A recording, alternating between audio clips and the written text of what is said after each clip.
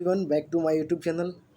अभी अभी बहुत ही बड़ी खुशखबरी आई है बिहार से, जिसमें बिहार कर्मचारी चयन आयोग की भर्ती आई है। इंटर स्तरीय पदों पर नियुक्ति हेतु आयोजित की जाने वाली द्वितीय इंटर स्तरीय संयुक्त प्रतियोगिता परीक्षा का विज्ञापन। इससे पहले एक बार इंटर स्तरीय परीक्षा हुई थी 2014 में, जिसका पूरा जो है अंतिम चरण उसका 2018 में पूरा किया गया। लेकिन इस बार उम्मीद है कि समय के साथ करवा लिया जाएगा। इसका जो ऑनलाइन आवेदन करने की तिथि है, ये तिथि है 27/9 से ऑनलाइन आवेदन होगा, 27 तारीख से। और अंतिम तिथि है 11/11/2023, यानी 11 नवंबर तक लास्ट डेट है। काफ़ी लंबा चलने वाला है। सामान्य प्रशासन विभाग बिहार पटना के द्वारा विभाग कार्यालय से इंटर स्तरीय पदों की रिक्तियाँ आरक्षण कोटिवार से संबंधित अधिचयनों आयोग कार्यालय से प्राप्त हुई है। अधिचयन अनुसार द्वितीय इंटर स्तरीय परीक्षा के लिए सुयोग्य भारतीय नागरिक से ऑनलाइन आवेदन पत्र आमंत्रित किए जाते हैं। द्वितीय इंटर स्तरीय संयुक्त प्रतियोगिता परीक्षा के माध्यम से अभ्यर्थी का चयन करने हेतु कोटिवार पद है। अब इसमें अब ये पद की रिक्तियाँ दिया गया है। जैसे निम्न वर्गीय लिपिक का पद है, कुल पद है इसमें 38 और 13, यानी 38-13 हो गया 51, और एक 52 पद है कुल पद। एक दिव्यांग के लिए अलग से हैं, जिसमें जो है वैसे 51 पद हैं जनरल के लिए। एक है स्वतंत्रता सेनानी, जिसके पिताजी 15 अगस्त में या माने उस टाइम में जो स्वतंत्रता सेनानी हो गए होंगे, स्वतंत्र शहीद हो गए होंगे, उसके लिए एक पद है। और एक है दिव्यांग के लिए। उसी प्रकार से ये सारा पद दिया गया है। टोटल पद जो है पूरा मिला करके नीचे देखेंगे हम, टोटल पद जो हैं वो 11,098 पद हैं जनरल के लिए। 223 पद जो हैं वो हैं स्वतंत्रता सेनानी के लिए, और दिव्यांग के लिए भी पद दिया गया है। वीआई के लिए 119 है, डीडी के लिए 125 है, ओएच के लिए 121 है, एमडी के लिए 54 है, एमडीएम यूडी के लिए 59 है। दिव्यांग की प्रकृति प्रकार दर्शाई गई है। वीआई यानी दृष्टि दिव्यांग, जो आँख से थोड़ा दिव्यांग है, उसके लिए वीआई दर्शाया गया है।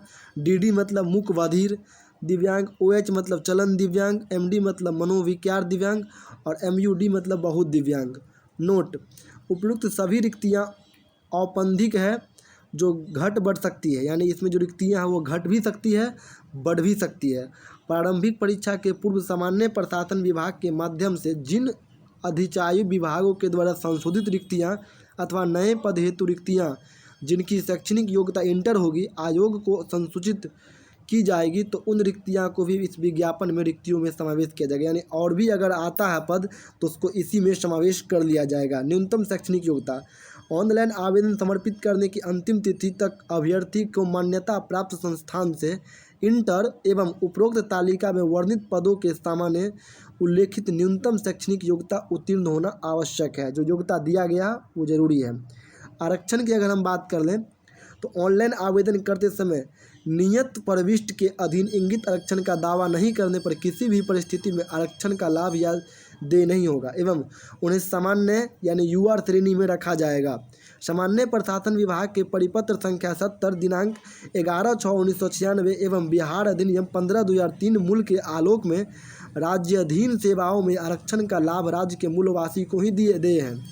बिहार राज्य के बाहर के निवासी अभ्यर्थी के आरक्षण का लाभ दे नहीं होगा। यानी बिहार राज्य के अगर बाहर का कोई व्यक्ति अगर फॉर्म भरते हैं तो उसे आरक्षण का लाभ नहीं मिलेगा। वो सिर्फ जनरल से फाइट कर सकते हैं, जो 10% सीट रहता है उसमें फाइट कर सकते हैं। ऑनलाइन आवेदन समर्पित करते समय अस्थायी निवास प्रमाण पत्र का नंबर एवं तिथि तथा निर्गत करने वाले प्राधिकार का पदनाम अंकित करना होगा। यानी निवास प्रमाण पत्र जरूरी है, जिसे काउंसलिंग के समय प्रस्तुत करना अनिवार्य होगा।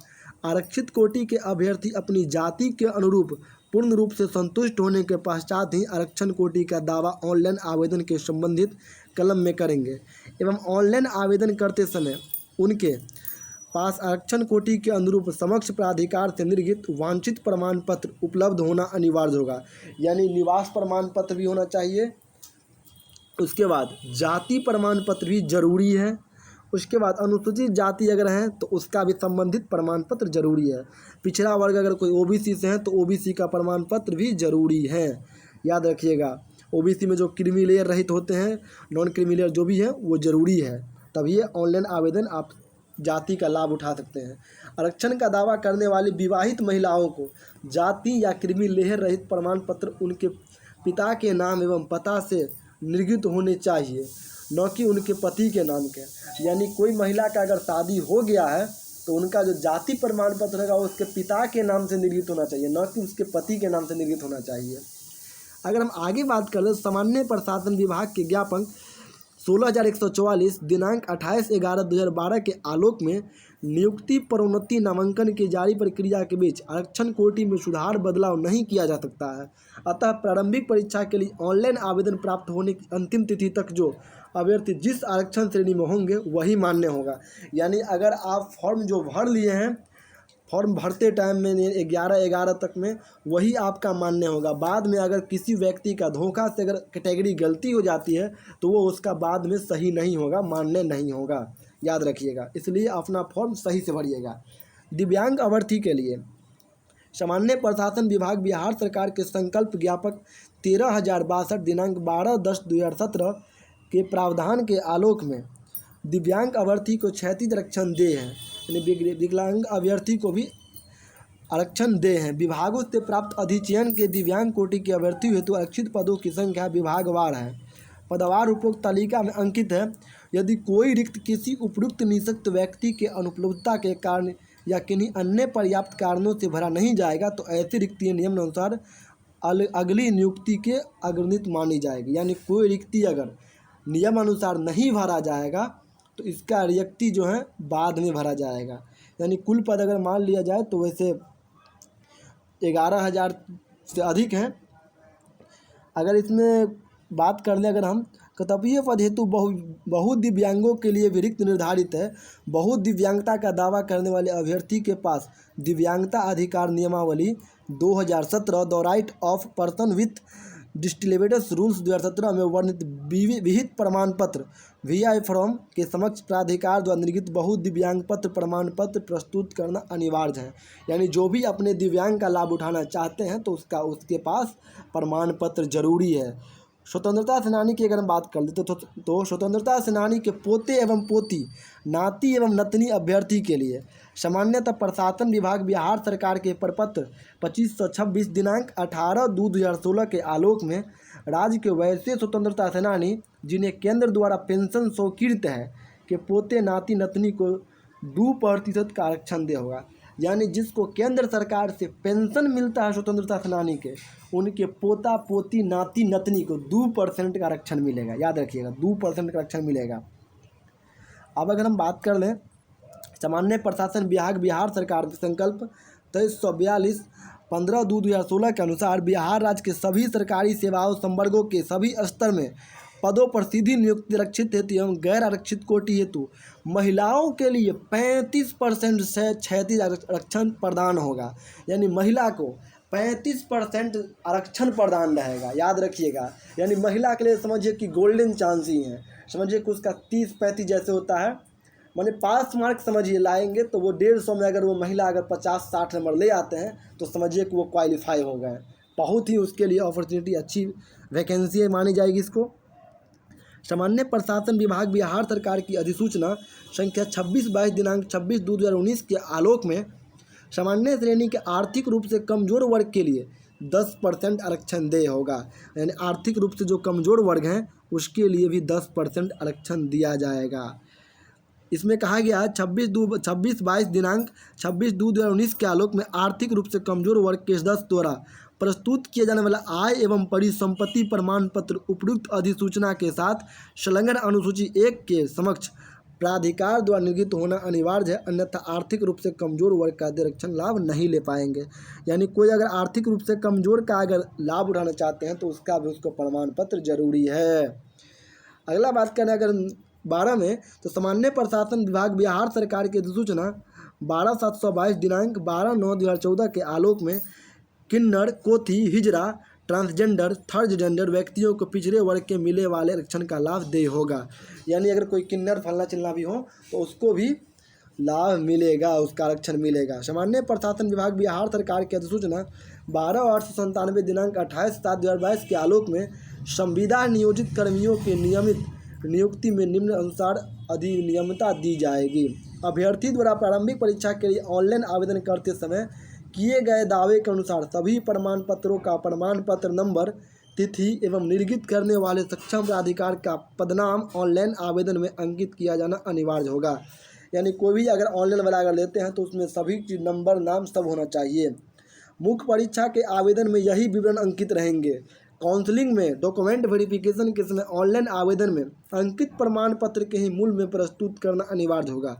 उपरोक्त वर्णित मूल प्रमाण पत्र को प्रस्तुत करने के लिए काउंसलिंग के पश्चात कोई समय देय नहीं होगा।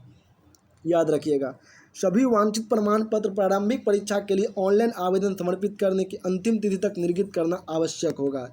उम्र सीमा की अगर हम बात कर लें तो अभ्यर्थी की उम्र सीमा की गणना दिनांक 1/8/2023 के आधार पर की जाएगी। यानी 1/8/2023 यानी अक्टूबर तक की अगस्त तक ही किया जाएगा। परंतु वैसे अभ्यर्थी जो दिनांक 1/8/2015 के सरकार द्वारा निर्धारित अधिकतम उम्र सीमा निर्धारित करते हो एवं उक्त तिथि तक निर्धारित शैक्षणिक योग्यता धारण करते हो, वे भी उम्र सीमा के आधार पर सामान्य प्रशासन विभाग पत्रांक 212 दिनांक 23/1/2006 के आलोक में इस परीक्षा के लिए पात्र होंगे। कार्मिक एवं प्रशासन सुधार विभाग वर्तमान में सामान्य प्रशासन विभाग के संकल्प संख्या 294 दिनांक 7/1/2016 के अनुसार निम्नवत होंगे। न्यूनतम आयु सीमा, अधिकतम आयु सीमा। न्यूनतम आयु सीमा 18 वर्ष होना चाहिए। अधिकतम आयु सीमा अनारक्षित पुरुष वर्ग के लिए 37 वर्ष और अनारक्षित वर्ग महिला के लिए 40 वर्ष, पिछड़ा वर्ग अत्यंत पिछड़ा वर्ग पुरुष के लिए 40 वर्ष, अनुसूचित जाति जनजाति पुरुष महिला के लिए 42 वर्ष। कार्मिक प्रशासनिक सुधार विभाग वर्तमान में समय में सामान्य प्रशासन विभाग के संकल्प ज्ञापक 2374 दिनांक 16/7/2007 एवं पत्रांक 13/107 दिनांक 20/9/2019 के आलोक में सरकारी सेवक बिहार सरकार के नियमित रूप से नियुक्ति सरकार सेवक जो 3 वर्षों की निरंतर सेवा पूर्ण कर चुके हैं, उच्चतर वेतनमान सेवा संवर्ग में जाने वाले अधिकतम आयु सीमा में 5 वर्ष की छूट उसको दी जाएगी। याद रखिएगा।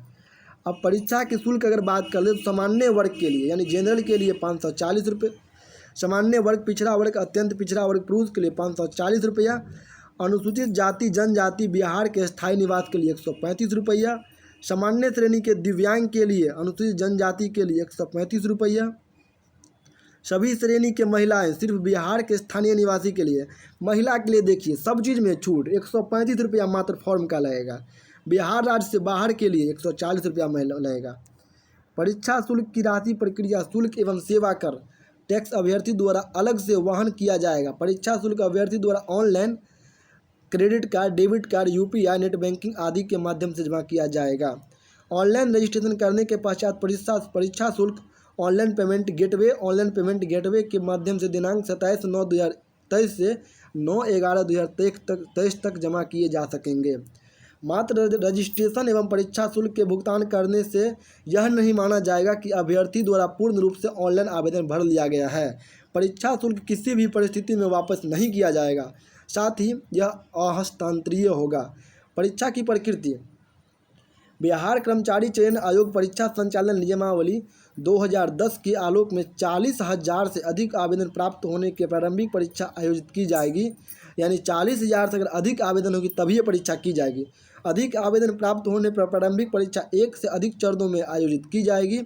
विभिन्न चरणों में परीक्षा आयोजित किए जाने की स्थिति में से परीक्षा परिणाम सामान्यीकरण की प्रक्रिया अपनाते हुए तैयार की जाएगी। यानी सभी को देख करके सामान्यीकरण का प्रक्रिया अपनाई जाएगी।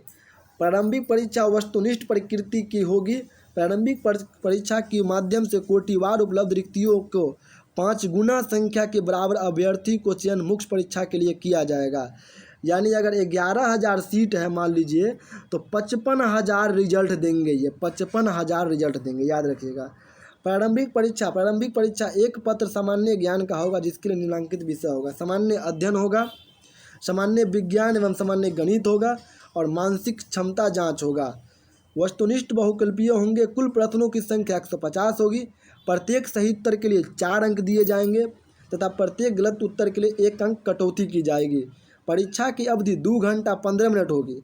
प्रारंभिक परीक्षा में भाषा का माध्यम हिंदी अंग्रेजी होगा। अगर हिंदी एवं अंग्रेजी का प्रश्न पत्रों में कोई भिन्नता होगी तो अंग्रेजी का प्रश्न ही मान्य होंगे। याद रखिएगा। सिलेबस का अगर बात कर लें तो खंड क सामान्य अध्ययन। इस प्रश्नों के उद्देश्य अभ्यर्थी के आसपास के वातावरण की सामान्य जानकारी तथा समाज में उनके अनुप्रयोग संबंधी दृष्टिकोण जैसे मामले की बात इसमें शामिल रहेगी। इसमें अगर एक में कर दो समसामयिकी विषय, वैज्ञानिक प्रगति, राष्ट्रीय अंतर्राष्ट्रीय पुरस्कार समसामयिक रहेंगे। उसमें अगर होंगे भारत और उसके पड़ोसी देश रहेंगे। खंड ख में अगर बात कर लेंगे तो सामान्य विज्ञान एवं गणित में, सामान्य विज्ञान में भौतिक, रसायन और जीव विज्ञान एवं भूगोल रहेंगे। गणित में संख्या पद्धति संबंधित प्रश्न, पूर्ण संख्या, यही सब प्रश्न रहेंगे। मानसिक जांच में इसमें भी शाब्दिक गैर शाब्दिक प्रश्न रहेंगे।